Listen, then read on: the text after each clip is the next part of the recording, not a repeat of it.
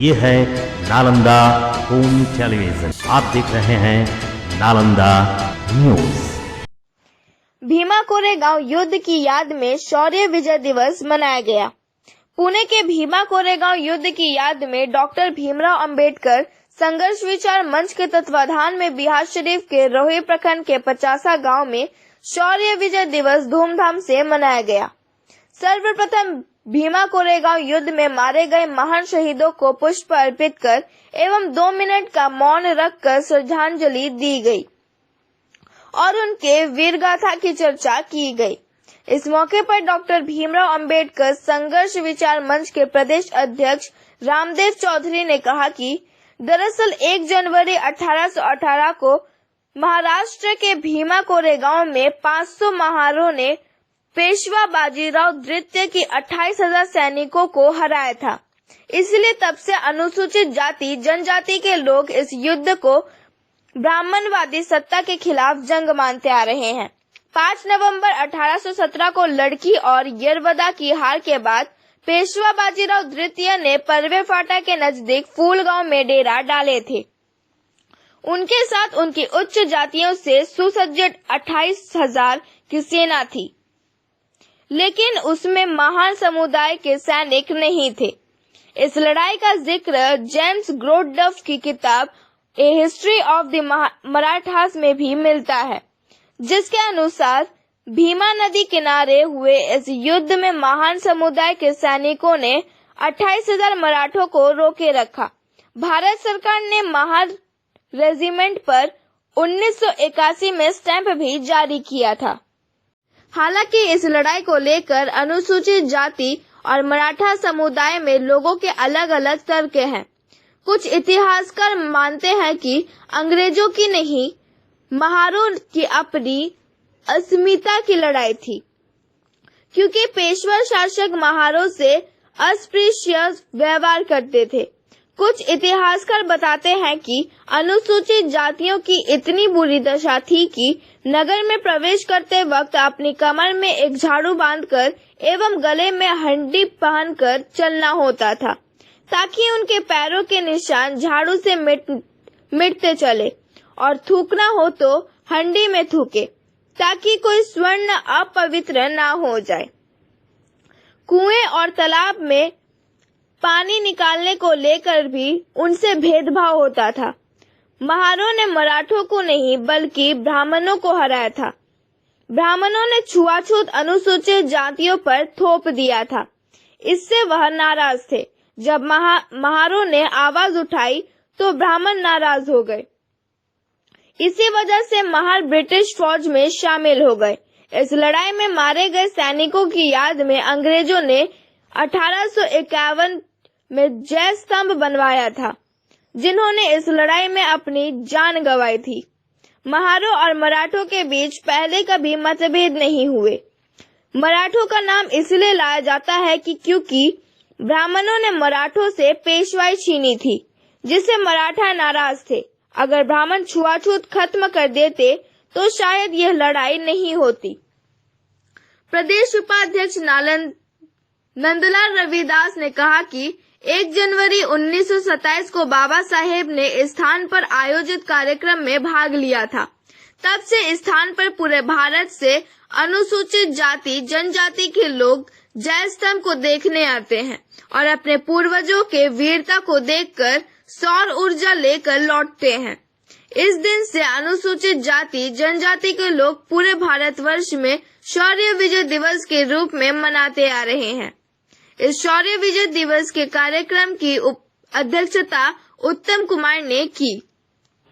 इस अवसर पर जिला महासचिव महेंद्र प्रसाद, किशोर प्रसाद, रजनीश पासवान, बबलू पासवान, परमेश्वर दास, कृष्ण दास, नवल दास, शर्मिला देवी, उषा देवी, श्रीदेवी, शशिकांत रविदास, सोनी कुमारी, शकींदर दास, सुनील कुमार, मानिक कचदंद, रविदास, भोला पासवान, सुनील कुमार, जगदर्पण आदि लोग उपस्थित थे। आज जो हम लोग 50 गांव यहाँ उपस्थित हुए हैं, आज के दिन महाराष्ट्र के पुणे भीमा गोरेगांव में 1 जनवरी 1818 ईस्वी में पहाड़ों के द्वारा जो उच्च जाति से सुशिक्षित सैनिक थे, 28,000 सैनिक थे, उनको साथ युद्ध किए और उनको परास्त किया। हम कहना चाहते हैं हमारे पूर्वज ने लड़ाई लड़े थे और ये लड़ाई जो है हमारे मल्हार के जो थे अंग्रेजों के तरफ से लड़ाई लड़े थे। इसे लड़े थे कि उस समय जो है ऊंच नीच जात पात छुआछूत चरम पर था और उस समय का जो था पेशवा जो शासक था भीमराव पंथपुत्र था, द्वितीय था, पेशवा द्वितीय था, उसका शासक था, चल रहा था। उसके पास 28,000 सैनिक थे और जो अंग्रेज के तरफ से हम लोग लड़ाई लड़े थे, हमारे पूर्वज लड़े थे, उसी का इतिहास है और उसी के याद में पूरे भारत से भीमा गोरेगांव में महाराष्ट्र में जो स्थित है वहाँ लोग जो है पूरे देश से लोग बहुजन लोग वहाँ जाते हैं और जय स्तंभ पर वहाँ जाते हैं, वहाँ पुष्प अर्पित करते हैं, अपने पूर्वजों का इतिहास जानते हैं और उनसे प्रेरणा लेके ऊर्जा लेकर वहाँ से पुनः वापस लौटते हैं। तो मैं कह रहा था कि उस समय जो था हमारे पूर्वजों के साथ जो भेदभाव का जो भावना था चरम पर था और इतना चरम पर था कि हमारे पूर्वज जो है कमर में झाड़ू और गले में हंडी लेकर प्रवेश करते थे। झाड़ू इसलिए पर दिया गया था कि अछूत है, दोहराने की स्थिति में सरकार है और ये मनुस्मृति को लाकर फिर से हमें पूर्वज जैसा व्यवहार करने पर उतारू है। तो मैं कहना चाहता हूँ कि जो मनुवादी सरकार है उसको घाट फेंकने की जरूरत है और इस जो महाड़ का जो युद्ध हुआ था उनसे प्रेरणा सबक लेने की जरूरत है। इसी आस उम्मीद के साथ अपनी बतौर करता हूँ। इनकलाब जिंदाबाद। आप कहीं मत जाइएगा, हम मिलते हैं छोटी सी अंतराल के बाद। Unity International School, affiliated to CBSE, providing a nurturing environment, ideal teachers students ratio, interactive and activity based curriculum, Wi-Fi enabled campus with smart classes, well equipped laboratories, special kids zone, special focus on spoken English, creating experiences where children learn at play and apply in life. Class nursery से class 12 तक एक अंग्रेजी माध्यम सह शिक्षा विद्यालय। जी हाँ, आपका अपना यूनिटी इंटरनेशनल स्कूल।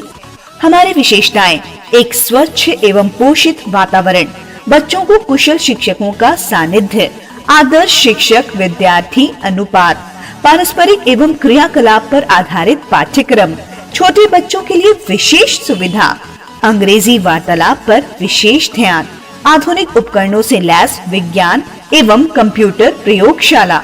ऐसा अनुभव देना जहां बच्चे खेल खेल में सीखें और उसे जीवन में लागू करें। हमारे बच्चों के लिए असीमित अवसरों को बनाना। इस विद्यालय में हर वर्ग में 40 बच्चों का ही नामांकन होगा, इसलिए जल्दी से नामांकन कराएं। यह विद्यालय CBSE से +2 तक मान्यता प्राप्त है। इसमें इस वर्ष सत्र 2022-23 के लिए 11th यानी 11वीं कक्षा में बच्चों का नामांकन किया जा रहा है। इस वर्ष 11वीं कक्षा में साइंस और कॉमर्स में एडमिशन होना है। अतः इच्छुक छात्र छात्राएं यथाशीघ्र अपना नामांकन करवाकर अपना सीट सुरक्षित कर लें, क्योंकि सीमित स्थान के लिए, लिमिटेड सीट के लिए नामांकन प्रक्रिया चल रही है। यहाँ साइंस और कॉमर्स की नियमित पढ़ाई भी होगी, उत्तम पढ़ाई होगी और उत्तम विधि व्यवस्था है। साथ ही साथ यहाँ के फैकल्टी पीजीटी काफ़ी एक्सपीरियंस्ड और नॉलेजेबल हैं। अतः बच्चे यहाँ एडमिशन करवाने के बाद अपना भविष्य महफूज समझें। मेरा सभी बच्चों से आग्रह होगा कि यथाशीघ्र अपना नामांकन करवाएं और अपना भविष्य को एक उड़ान दें। धन्यवाद। Unity international school Kanchanpur Bihar Sharif Nalanda. Unity international school Kanchanpur Bihar Sharif Nalanda. तो याद रखें हमारा मोबाइल नंबर 9934010046, 9934015066। अंतराल के बाद नालंदा न्यूज में पुनः आपका स्वागत है। ये है नालंदा होम टेलीविजन। आप देख रहे हैं नालंदा न्यूज।